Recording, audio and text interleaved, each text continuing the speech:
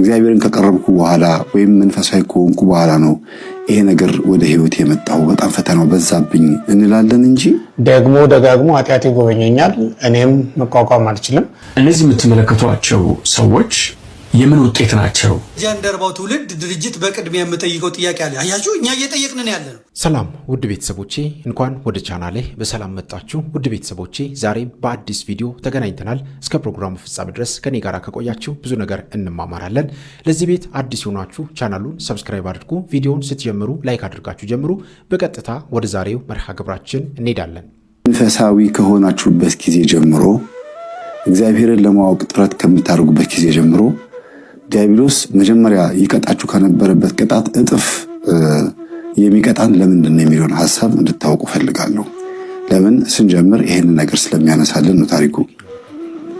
እኛ በርግጥ እግዚአብሔርን ከቀረብኩ በኋላ ወይም መንፈሳዊ ከሆንኩ በኋላ ነው ይሄ ነገር ወደ ህይወት የመጣው በጣም ፈተናው በዛብኝ እንላለን እንጂ ፈተና መቼም ተቋርጦ አያውቅም። እንዲያውም አንድ ፈተና ቀሎልናል። እሱም እግዚአብሔርን ባለመቅረባችን ወደ ንስሐት ባለመቅረባችን መንፈሳዊ ሰዎች ባለመሆናችን የሚሰማን የነበረውን የጉድለት ህይወት ወይም ጎዶሎነታችንን ስለሞላ ነው ከሚገጥሙን ፈተናዎች ውስጥ አንዱን አቅልለነዋል። ሳይታወቀን ስላቀለልነው አልተረዳነውም እንጂ አቅልለነዋል። ጭንቀትንና ችግርን ያለብንን ውጥረት ማቅለል ራሱ የቻለ ትልቅ መፍትሄ ስለሆነ ነው። ፈውስ እንኳን ባይገኝለት ወደ መፍትሄው መጠጋት ወይም ችግርን መናገር አንድ መፍትሄ ነው። ስለዚህ አንድ ሰው ወደ እግዚአብሔር እየቀረበ ሲመጣ ሶስት መፍትሄዎች ያገኛል።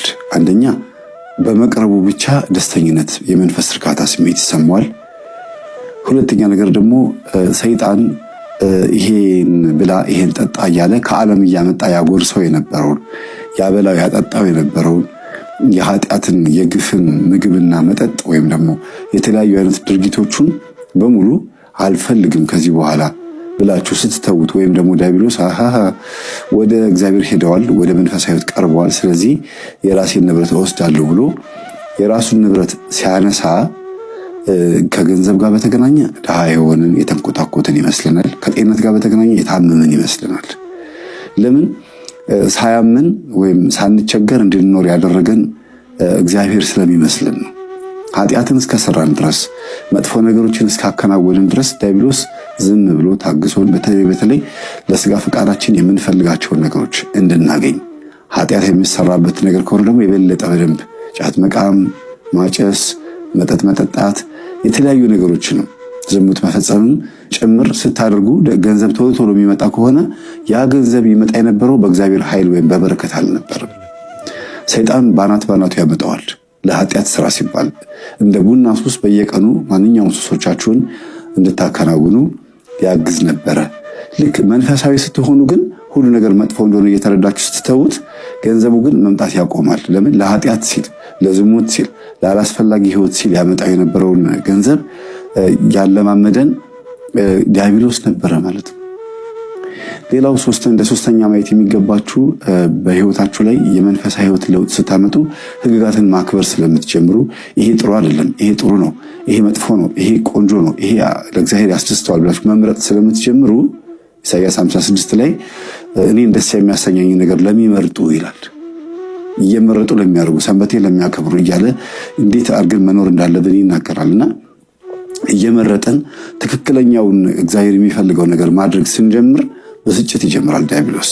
ስጋችንም ራሱ አእምሮቱ በአንድ ጊዜ ይቀርበታል እና ከልማዶቻችን ቶሎ ስንወጣ በጣም ከባድ የሆነ ስጋዊ ፍላጎቶች ውስጥ የነበርን ሰዎች ስለነበርን መንፈሳዊ ህይወቱ ከባድ ሆኖ ይታየናል እንጂ ወደ ቀላሉ ነው እየመጣን ያለ ነው። ህይወታችንን ወደሚያቀልልን ነገር ነው እየመጣን ያለ ነው። ለዛ ነው ከባድ ውስብስብ ያለ ነገር የሚመስለን እንጂ መንፈሳዊ ህይወት በጣም ደስ የሚል ህይወት ነው። የነገርኳችሁ እንዳትረሱ። ሁልጊዜ መንፈሳዊ ከሆንኩ በኋላ ነገሮች እየባሱ ባለቤቴም ተነሳብኝ ወይም ተነሳችብኝ፣ ወይ ልጆቼ እንደዚህ ሆኑ፣ ገንዘቡም እንደዚህ ተዘጋጋብኝ፣ በዚህም ተወጣጠርኩኝ፣ ያልታሰበ ነገር መጣብኝ እንላለን። ኃጢአት ውስጥ በነበርን ሰዓት አላስፈላጊ የሆኑ ግብአቶች ስለነበሩኛ ጋራ የኔ ያልሆነ ይቅር ከኔ ጋር የማይሰበስብ በከንቱ ይበተናል ስለሚል ከእግዚአብሔር ጋር ሆኜ ስላልሰበሰብኩኝ እየተበተነ ያለው የኔ አይደለም ወይም የእግዚአብሔር አይደለም። ከዲያብሎስ ጋር ሆኜ ስለሰበሰብኩት በኃጢአት በግፍ ስለሰበሰብኩት ይሄድ ከፈለገ እኔ ሆን ብዬ አልበተንኩትም ብላችሁ ተስፋ አለመቁረጥ ነው አንደኛው። ሁለተኛ ነገር ደግሞ በውስጥ ያለው መንፈስ ስለተናደደ ሊያባክነኝ እየሞከረ ሊያበሳጨኝ እየሞከረ ብዙ ዓመት በኃጢአትም ሆነ በግብር ሲቀለብ የኖረ ስለሆነ እኔን ዝም ብሎ አያየኝም። ከንፈር እየመጠጠ ወይም እየተበሳጨ የሚሄድ መንፈስ አይደለም። የሆነ ነገር አጥፍቶ ጎርቶ ለመሄድ የሚፈልግ መንፈስ ነው በውስጣችን ያለው። ስለዚህ እጁን አጣጥፎ አይቀመጥም። ዲያብሎስ በቻለው መጠን እናንተ ቡጢ ስትሰነዝሩ እሱ ጤፊ ወይም ደግሞ ከርቀቱ ነው ድንጋይ መወርወር ስለሚችልበት ወይም ደግሞ ስለሚያውቅበትና አርፎ ስለማይቀመጥ ያንን ሁኔታ መቋቋም የምትችሉበትን ኃይል ስጠኝ ብላችሁ ነው መለመን ያለባችሁ። ጃንደረባው ትውልድ ድርጅት በቅድሚያ የምጠይቀው ጥያቄ አለ። አያችሁ፣ እኛ እየጠየቅን ነው ያለነው። አባቶቼ እየጠየቁ ነው ያሉት። የኔታ ገብረመድህን ምን አሉ? የጃንደረባው ትውልድ የሚባለው ድርጅት ዓላማው፣ ተልእኮ፣ ርዕዩ ምንድን ነው አሉ። ይህ ቅን ጥያቄ ነው፣ መመለስ ነው። እንዳንዘምር አታድርጉን። እኛ ወጣቱ የንትለት እየጠጣ ምናምን እንድትለኝ አይደለም፣ ጥያቄ ነው እየጠየቅን ያለ ነው። አሁን ባለው የአላፋት ዝማሬ ለኦርቶዶክሳዊት ቤተክርስቲያን መጠበቅ ህልውና ያለው አበርክቶ ምንድን ነው? ምንድን ነው እያደረገ ያለው ነው እያሉ ያሉት። ብዙ ጊዜ ኢጃቶች ከንትና ማህበራት ጋር ተፈራረምን፣ ከንትና ድርጅት ጋር ተፈራረምን እያሉ ሲጽፉ ነው የምናያቸው። የማን ድርጅቱ ነው ከቤተ ክርስቲያን ማህበሮች ጋር የሚፈራረሙት? ምንድን ነው የሚያፈራርማቸው?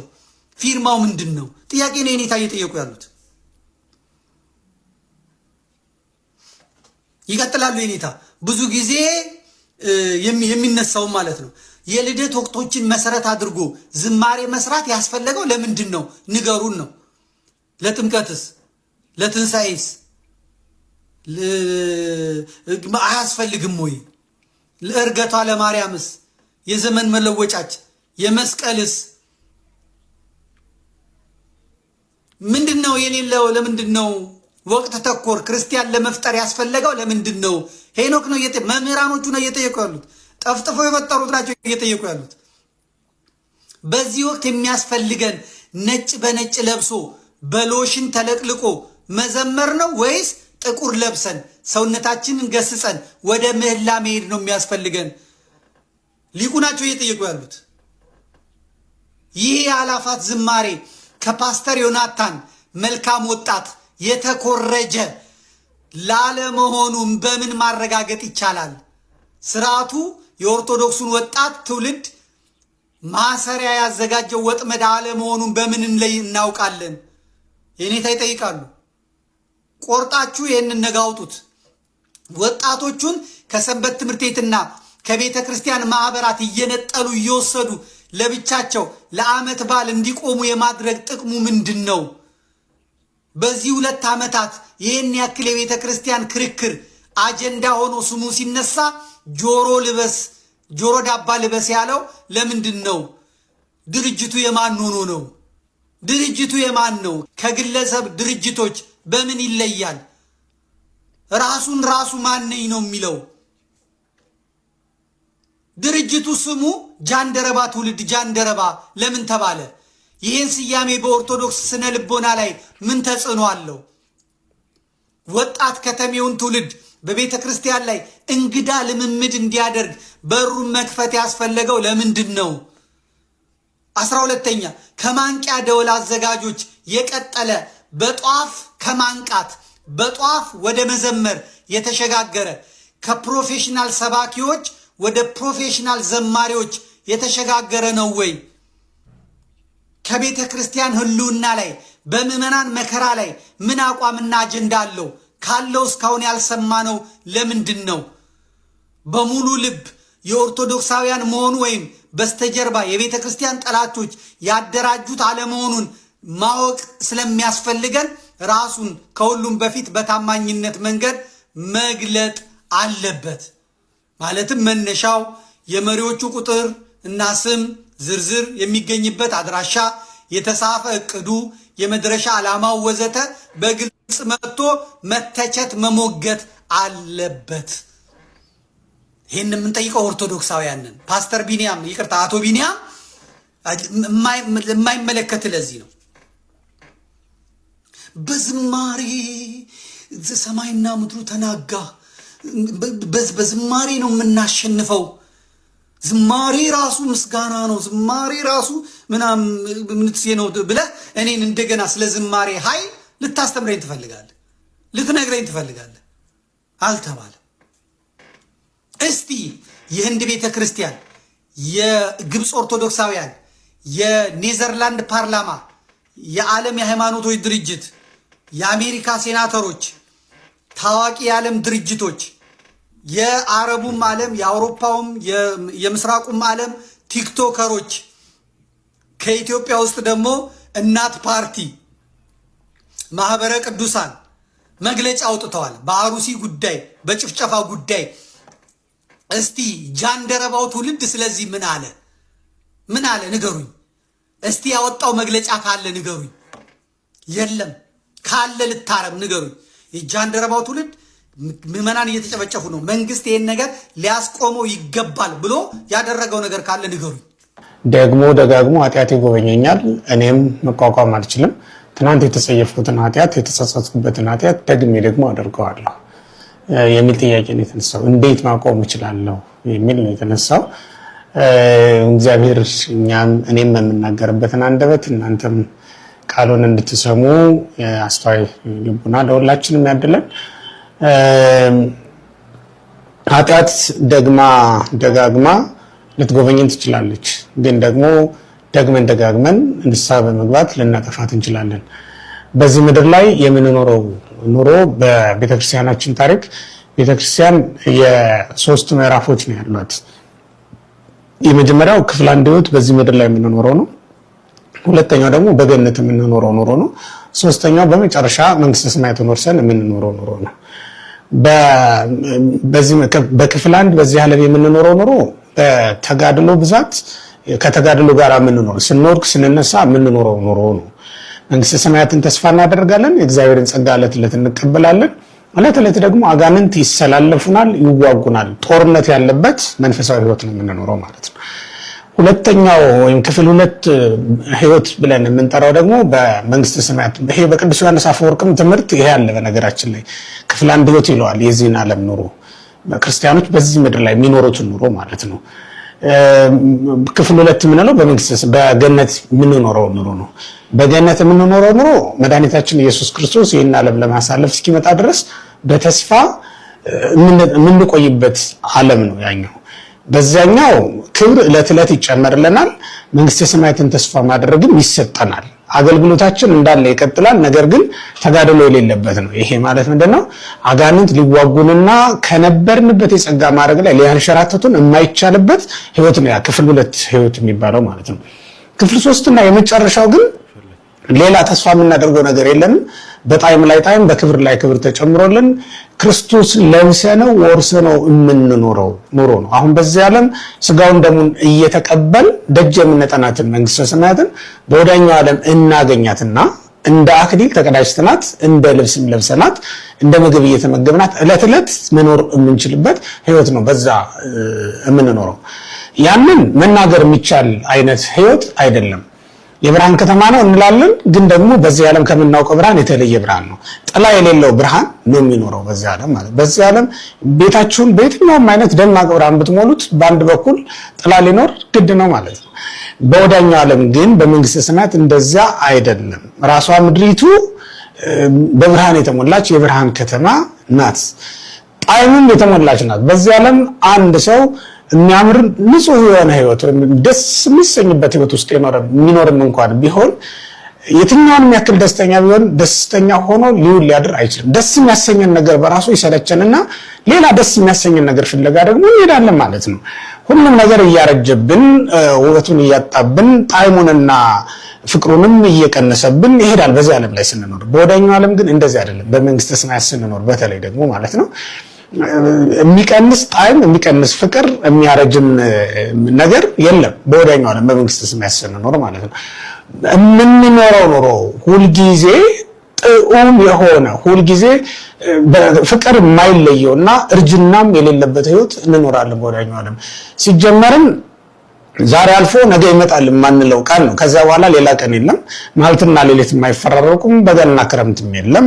በዚህ ምድር የምናውቀው ስርዓት በጠቅላላ በወዲያኛው ዓለም ላይ አንዱም እንኳን የለም ማለት ነው። እንዲህ አድርገን እንኖራለን። ስለዚህ ክርስቲያኖች አሁን ይሄንን ያነሳሁት ለምንድን ነው? በዚህ ዓለም ስንኖር በተጋድሎ ነው ክርስትና የሚኖረው። ክርስቲያኖች በዚህ ምድር ላይ የህይወትን አክሊል እስኪቀዳጁ ድረስ የድል አክሊልን እንለዋለን። ሐዋርያው ቅዱስ ጳውሎስ በሩጫ መስሎ የሚናገረው ማለት ነው። በተለይ በዚያ ዘመን ዋናው ትልቁ ውድድር ሩጫ ስለነበረ በሩጫ ነው እየመሰለ የሚናገረው የክርስትና ህይወትን እና ሩጫን የሚወጡ ሰዎች ውድድር እንዳለ አውቀው ነው የሚሮጡት አይደለ? ድካምም እንዳለ ይታወቃል። ግን ደግሞ የሚቀበሉትን የአበባ ጉንጉን የአበባ አክሊል ተስፋ በማድረግ ይሮጣሉ ማለት ነው። ለዚህ ነው ቅዱስ ጳውሎስ በመጨረሻ ህይወቱ በመጨረሻ የጻፋት ተብሎ በሚታወቃት መልእክቱ በሁለተኛ ጢሞቴዎስ ምዕራፍ 4 ቁጥር 7 ላይ እንከስ ጽኑ ህሊት አክሊለ ጽድቅ ዘያሴን እግዚአብሔር የሚለው እግዚአብሔር የሚሰጠኝ ያዘጋጀልኝ የጽድቅ አክሊል ተዘጋጅቶልኛል ብሎ የተናገረው ለዚህ በመጨረሻ የአበባ አክሊል ነበረ። በዛን ዘመን የነበሩት ግሪካውያን፣ ሮማውያን ሯጮች በጠቅላላ ሮጠው ሲጨርሱ የአበባ ጉንጉን ነበር እንደ አክሊል ላያቸው ላይ የሚደፋላቸውና በዛ አንፃር ነው የተናገረው። ውድድር ነው፣ ከአጋንንት ጋር ነው ሰልፉ።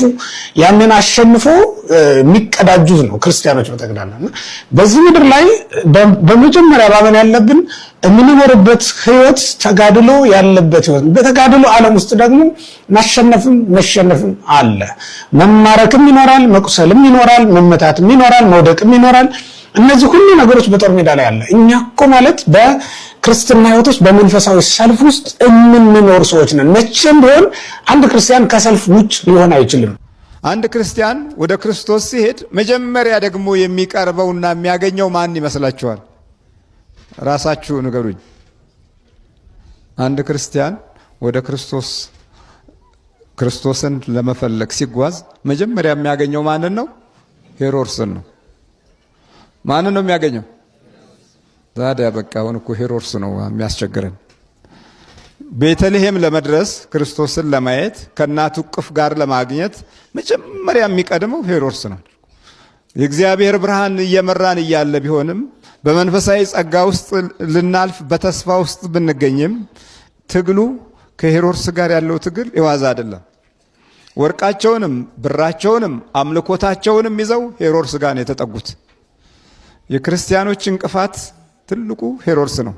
ሄሮድስ የሚከተሉትን ስራዎች ያደርግ። ሰብአ ሰገልን ተቀበላቸው፣ በቤተ መንግስቱ አስቀመጣቸው፣ መገባቸው፣ አበላቸው፣ አጠጣቸው፣ አከበራቸው። ግን ልቡ ስውር ነው ሄሮድስ። ዓለም ልክ እንደዚህ ነች። ትቀበልሃለች፣ ታባብልሃለች፣ ተመግበሃለች። አንዳንድ ጊዜም ፍላጎትህን ለማሟላት በምታደርገው ትግል ውስጥ የመጀመሪያ ተሳታፊ ናት፣ ረዳት ናት፣ ታግዝሃለች። ወደ ቤተልሔም ስትሄድ ምንም የለም። ቀና ማለት ብቻ ነበር የሚያስፈልገው ወደዛ ለመሄድ። ግን ቀና ብለው እያዩ ከብርሃኑ አሁን ተለዩ። ብርሃኑ ቆመ። ሄሮድስ ጋር ሲደርሱ ወደ ላይ የሚያዩበት ብርሃን የለም። አሁን የሚያዩት ሄሮድስን ብቻ ነው። ወደ እግዚአብሔር አምላክ መንገድ ስትመጣ መንገድ ላይ የምታገኘው ሄሮድስን ነው። ኑሮህ ሄሮድስ ነው፣ ጊዜ ሄሮድስ ነው፣ ዘመንህ ሄሮድስ ነው፣ ቤተሰብህም ሄሮድስ ነው። የእግዚአብሔር የሆነውን ነገር ይከለክልሃል። እንደው ጸሎት ጀምራችሁ ቤተሰቦቻችሁ አልተሰላችሁ? አልፎም ተርፎ እንኳ በቤት ውስጥ ያሉት ባልና ሚስቶች አንደኛው ጸሎቱን ረዘም ካደረገ ወጡ ሊበርድ ነው ትላለች። ቡናው ፈልቶ እኮ ቀዘቀዘ ትላለች። መነከቱ ሰዓት አልፏል እኮ ቀነስ አድርገው ይሉሃል። ጠበቅ ስትል መንፈሳዊ ኃይልህ በርታት እየጨመረ ሲመጣ የውስጥ ተመስጦህ ከፍ ሲል ሄሮድስ ቤት ውስጥ ቁጭ ብሎ ብርሃንን ይከለክልሃል። አሁን ሰብአ ሰገላይ ብርሃናቸው የለም። ሄሮድስ ብቻ ነው አሁን የሚያዩት። ቀና ቢሉ የለም። ቀና ቢሉ አሁን ደስታቸው የሄሮድስ ምግብና መጠጥ ብቻ ነው። ሌላ ምንም አይነት ነገር የለም። ወደ ሰማይም እንዳያዩ ብርሃኑ ተጋርዷል። ለምን? እዛ ቤተ መንግስት ውስጥ የእግዚአብሔር ብርሃን አያርፍም። ሲወጡ ነው የሚታየው። ሲወጡ ነው በአይናቸው ላይ የሚበራው። ሲወጡ ነው የሚመራቸው። ካልወጡ አይታይም። ዛሬ ክርስቲያናዊ አኗኗራችንና በረካታችን ልክ በሄሮድስ ተነጥቀን ዝም ብለን ብቻ እዛው እየተድፈነፈንን መሰሪነትን በልቦናችን ውስጥ ተማረን። ሄሮድስ መሰሪ ነው። ብዙ ጊዜ ከሱ ጋር ከቆዩ ሰብአ ሰገል መንፈሳዊ ኃይላቸው ይዳከማል። የአባቶቻቸው ተስፋና የሚፈልጉትንም እድል አያገኙትም። እንዲህ ነው። አሁን እኮ ወደ ክርስቶስ ስትመጣ፣ ወደ አምላክ ስትመጣ ሁልጊዜ እንደ ታላቅ ግንብ ሆኖ የሚከለክልህ ሄሮድስ ነው። በቃ እጸልያለሁ ብለህ አትጸልይም፣ እሰግዳለሁ ብለህ አትሰግድም፣ አመልካለሁ ብለህ አታመልክም። ቤትህ ውስጥ ራሱ ቤትህም ይፋለምሃል። ከመሰረቱ ችግር ያለበት መሬት ከሆነ የእርግማን ልጆች የረገጡትም ከሆነ ሲያቃዥህ ነው የሚያድረው እና ተስፋህ ላይ አደጋ እየፈጠረ እንዳታገኘው፣ ከክርስቶስ ጋር እንዳትዋሃድ፣ በእግዚአብሔር ብርሃን እንዳትመራ፣ ኑሮህ ላይ ቅድስና እንዳይኖር፣ የልብህ ቡራኬም የእግዚአብሔር ፍቅር እንዳይሆን ሁልጊዜ ይታገላል ሄሮድስ። እየሰማችሁ ነው? ስለዚህ አንድ ክርስቲያን ሄሮድስ ጋር ካልደረሰ በምንም መንገድ ቤተልሔም አያገኛትም። እነዚህ የምትመለከቷቸው ሰዎች የምን ውጤት ናቸው? ትውፊት የሌለው አባት የሌለው መሰረት የሌለው ክርስትና ውጤቶች ናቸው።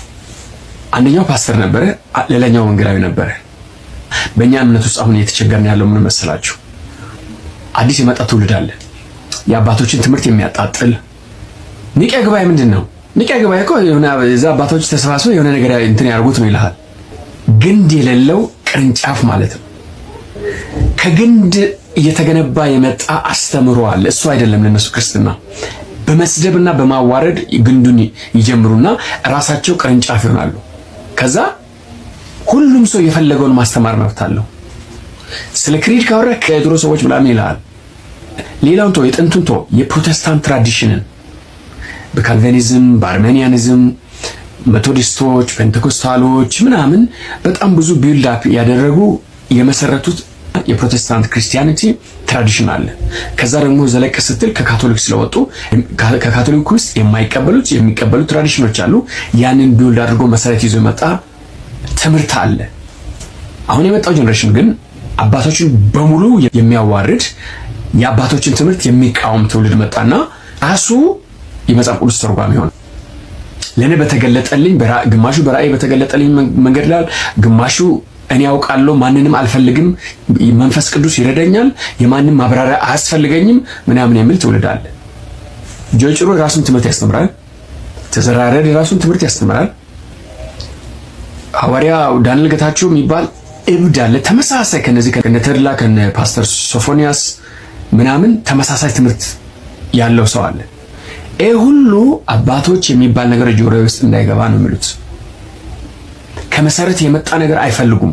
ራሳቸው ትምህርትን ይገነባሉ። ራሳቸው ቤተክርስቲያን ናቸው።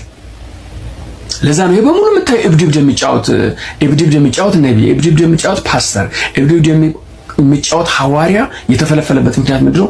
ትራዲሽን የሌለው ትውፊት የሌለው አባቶች ምናምን አይመለከተኝም። እነሱ በበራላቸው መንገድ ተርጉመዋል፣ እኔ በበራልኝ መንገድ ተርጉማለሁ።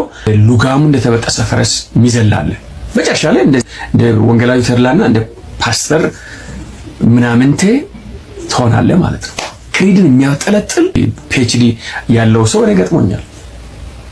የአባቶች የእምነት አቋም አብጠልጥለ፣ የአባቶች አስተምሮ አብጠልጥለ፣ የአባቶች ጉባኤ ሁሉ አፍርሴ አብጠልጥለ እኔ ራሴ ነኝ ቤተክርስቲያን ራሴ ነኝ ምገነባው ትምህርት ብለ ከመጣ በኋላ ተድላ ነህ።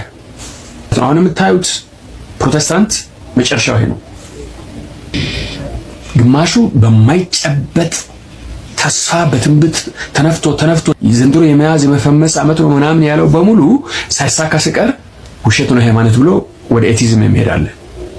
አንዳንዱ ደግሞ በዛው ትንቢት ኦቨርዶስ ለራሱ መተንበይ ጀምሮ ለራሱ አስተማሪ፣ ለራሱ ቃል የሚያወጣ ለራሱ ነቢይ ሆኖ እንደዚህ እብድ ሆኖ የራሱን አስተምሮ ይዞ ይወጣል። እዚህ ከተማ ውስጥ የምትመለከት ሐዋርያ በሙሉ የዚህ ውጤት ነው። ቴዎሎጂ ትምህርት ቤት ገና ስታወራ ባክ ሲስተማቲክ ቴዎሎጂ ነው። ይሄ የማንም የአውሮፓ ፍልስፍና የነጮች ፍልስፍና ነው። ሲስተማቲክ ቴዎሎጂ ይላል። እሺ ስላሴ ምን ታደርጋለህ? ስላሴስ ቢሆን ይሄ እኮ የአባቶች እንትን ያደርጉት ነው ምናምን ይላል። ያንዳንዱ ዲኖሚኔሽን የተለያየ ቢሆንም ቢልድ አፕ ያደረገ የመጣ ትራዲሽን አለ። ምን ይላል? ይሄ ሲስተማቲክ ቴዎሎጂ ነው። ባክ ድሮ አባቶች እንደፈለጉት ያደርጉት ነገር ነው። እኛ አሁን ቢብሊካል ቴዎሎጂ ነው ይላል።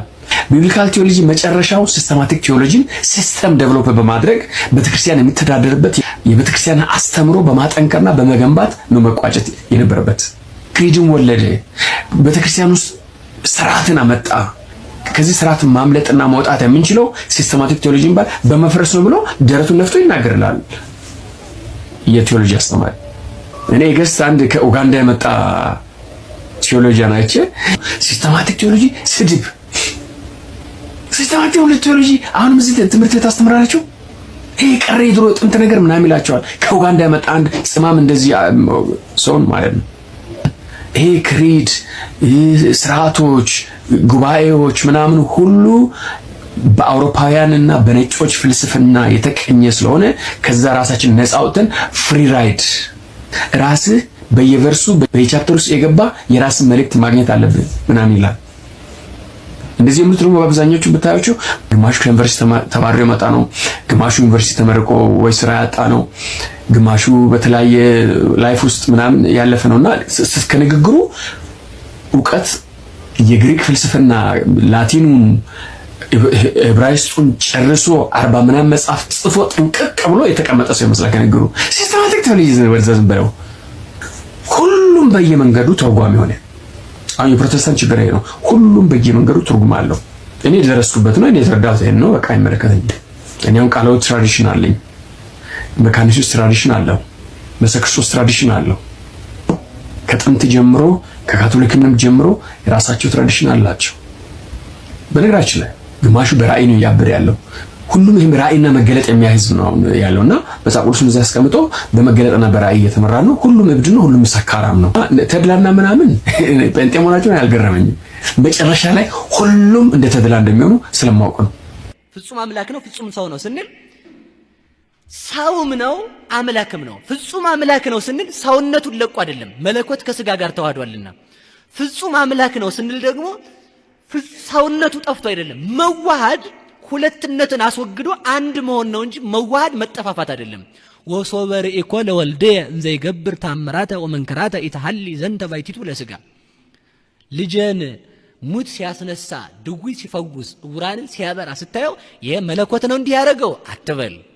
ወሶበ ርኢኮ ለወልደ እንዘ ይርህ ወይ ጸም ወይ ደክም፣ መንገድ ሄዶ ሲደክመው ሲጠማው ሲርበው ስታይ ደግሞ ምን አትበል። ይሄ ለስጋ አታስብ።